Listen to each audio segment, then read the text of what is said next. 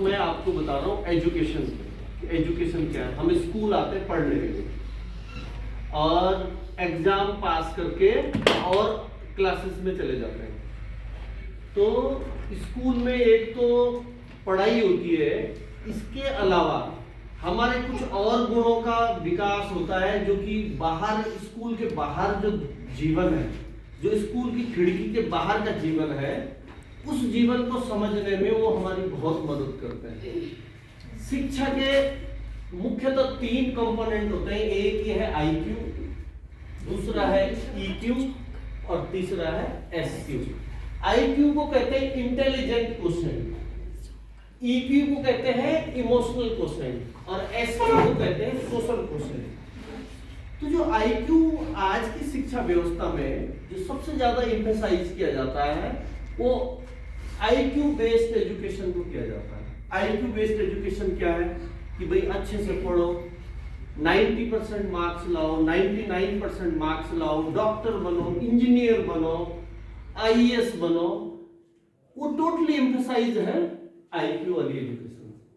लेकिन इसका एक प्रॉब्लम है कि डॉक्टर तो बच्चा बन गया पढ़ाई करके, लेकिन वो खराब डॉक्टर बन गया तो अगर वो खराब डॉक्टर बना तो वो समाज के लिए एक अनपढ़ आदमी से ज्यादा खतरनाक है। या बेड इंजीनियर बना तो वो बेड इंजीनियर जो है एक अनपढ़ व्यक्ति से ज्यादा खतरनाक है। या करप्ट पॉलिटिशियन बना या करप्ट ब्यूरोक्रेट्स बना तो वो सोसाइटी को ज्यादा हार्मफुल करेंगे।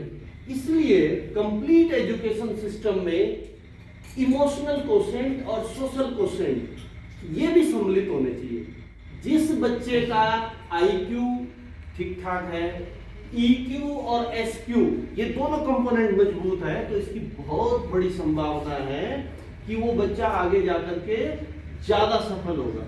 अब मैं तुम्हें बताता हूं ईक्यू क्या है। ईक्यू है इमोशनल कोशेंट। और इमोशनल कोशेंट ये होता है कि माना आप अपने घर से आ रहे हैं, आपने देखा कि सड़क में कोई एक्सीडेंट हो रखा है और आपने ये नहीं सोचा कि मेरा कोई काम बिगड़ जाएगा या मैं स्कूल लेट से पहुंचूंगा। आपने उस व्यक्ति को सीधे उठाया और हॉस्पिटल ले गए। ये है इमोशनल कोशेंट। जबकि जिस बच्चे के अंदर ये नहीं है वो क्या करेगा? वो सोचेगा नहीं, इसको हॉस्पिटल ले जाऊंगा तो पुलिस के पास भी जाना पड़ेगा, पुलिस केस होगा, फिर मेरा स्कूल की पढ़ाई भी छोड़ जाएगा, उसको छोड़ देगा वहीं पर।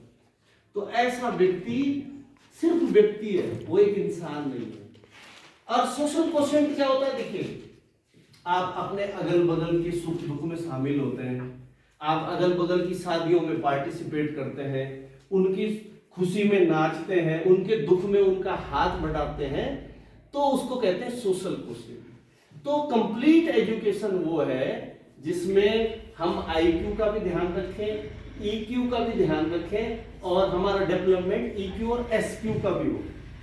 अमूमन अगर आप पढ़ लिख करके सिर्फ नौकरी लगते हैं, पैसा कमाते हैं, तो आप केवल अपना और अपने परिवार का भरण पोषण कर रहे हैं।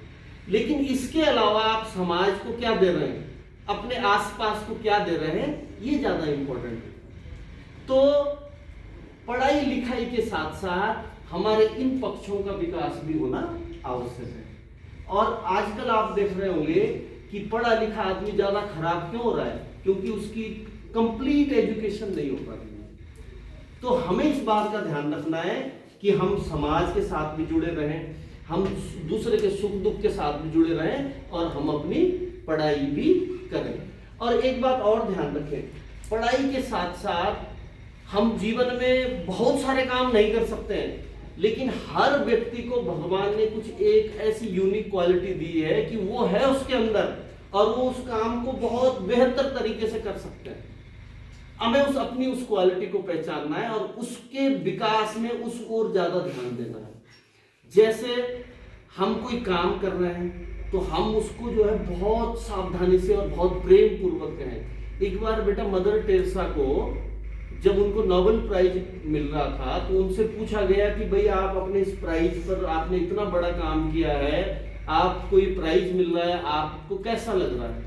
आपको पता होगा मदर टेरेसा ने क्या किया। मदर टेरेसा का एक हॉस्पिटल कलकत्ता में मिशनरीज थी, वो नन थी और वहां पर कोड़ियों की सेवा करती थी।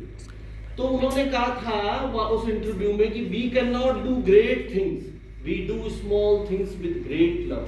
हम जीवन में बहुत बड़ी बड़ी चीजें नहीं कर सकते हैं, लेकिन हम जो छोटी छोटी चीजें करते हैं अगर हम उनको प्यार से करते हैं तो उससे हमारे जीवन में उन्नति का मार्ग प्रशस्त होता है।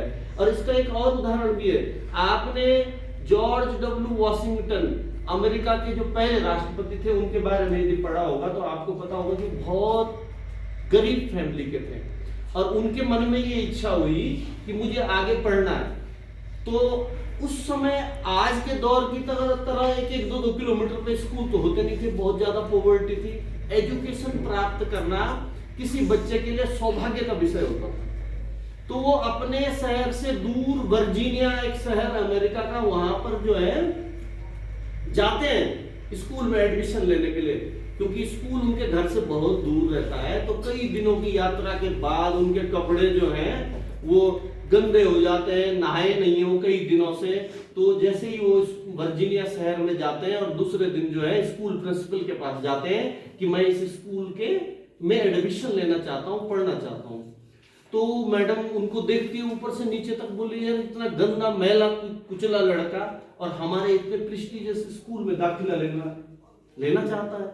तो उन्होंने इशारा किया कि बगल में एक प्रार्थना रूम है, आप उसकी सफाई करो। ये किसने कहा? प्रिंसिपल ने, जॉर्ज वॉशिंगटन के लिए। तो उन्होंने झाड़ू उठाया और बहुत अच्छे से उस कमरे को साफ किया।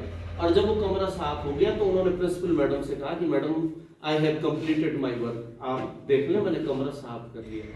तो मैडम ने अपनी रुमाल निकाली और रुमाल रगड़ी मेज पर, तो डस्ट का एक कण भी जो है मेज पर नहीं था। इतनी अच्छी तरीके से उन्होंने सफाई की थी।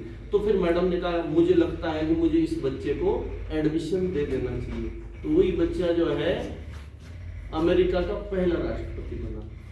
तो कहने का आशय ये है कि आप जो भी काम करें उसको बहुत निष्ठा, ईमानदारी और प्रेम से करें, तो आपकी सफलता अवश्यम भावी है।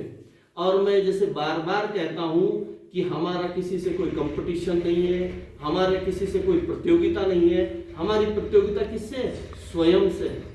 क्योंकि हम बड़े उत्साह के साथ हमें स्कूल आना चाहिए और हमें ये सोचना चाहिए कि आज मैं स्कूल जा रहा हूं और मेरे ज्ञान में आज कोई नई चीज जुड़ने वाली है। मुझे आज कल से बेहतर होना है।